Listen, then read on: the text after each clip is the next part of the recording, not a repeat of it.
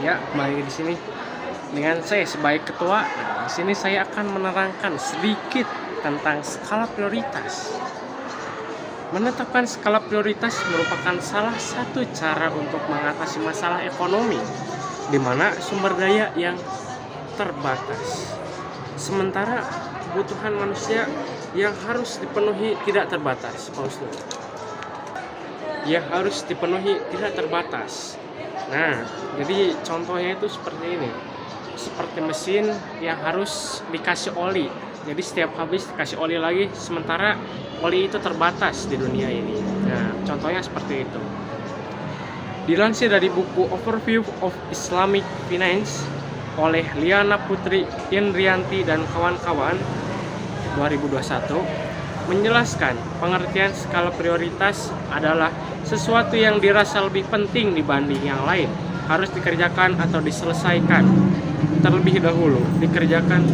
Dengan kata lain, skala prioritas merupakan ukuran kebutuhan yang tersusun berdasarkan tingkat kepentingan atau urgensinya. Dengan adanya skala prioritas, manusia diharapkan mengetahui mana kebutuhan yang harus didahulukan dan mana kebutuhan yang harus ditunda terlebih dahulu. Nah, jadi manusia itu harus mementingkan kebutuhan yang pentingnya dulu. Dengan adanya skala prioritas, manusia diharapkan mengetahui mana kebutuhan yang harus didahulukan dan mana kebutuhan yang harus ditunda terlebih dahulu. Nah, dengan adanya skala prioritas, manusia diharapkan mengetahui mana kebutuhan yang harus didahulukan dan mana kebutuhan yang harus ditunda terlebih dahulu.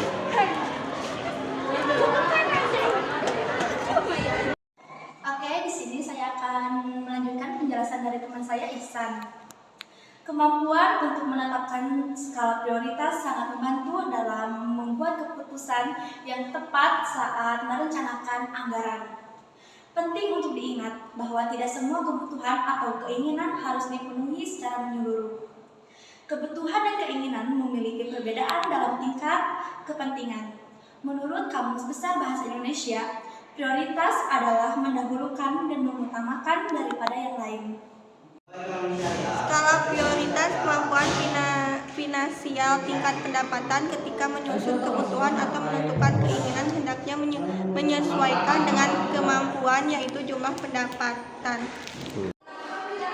Status sosial, kedudukan secara sosial. Secara sosiologis, hidup itu berada pada posisi tertentu yang ditentukan berdasarkan profesi dan kelas sosial. Berdasarkan profesi, misalnya si A, seorang fotografer, dan si B, seorang penulis. Perbedaan profesi ini akan mempengaruhi cara individu menentukan prioritas kebutuhannya. Berdasarkan status sosial, contohnya prioritas kebutuhan seorang direktur perusahaan tentu berbeda dengan prioritas seorang karyawan. Lingkungan, dalam hal ini lingkungan dipahami sebagai lingkungan sosial dan fisik alam yang dapat memenuhi cara individu menyusun dan menentukan prioritas. Sebagai contoh, mereka yang tinggal di tempat berhawa dingin akan memiliki prioritas berbeda dan mereka yang tinggal di tempat berhawa panas. Manfaat skala prioritas kebutuhan. 1. Kebutuhan utama terpenuhi. 2. Keuangan lebih terkendali. 3. Perencanaan keuangan berjalan baik. 4. Membantu mengukur progres pencapaian tujuan.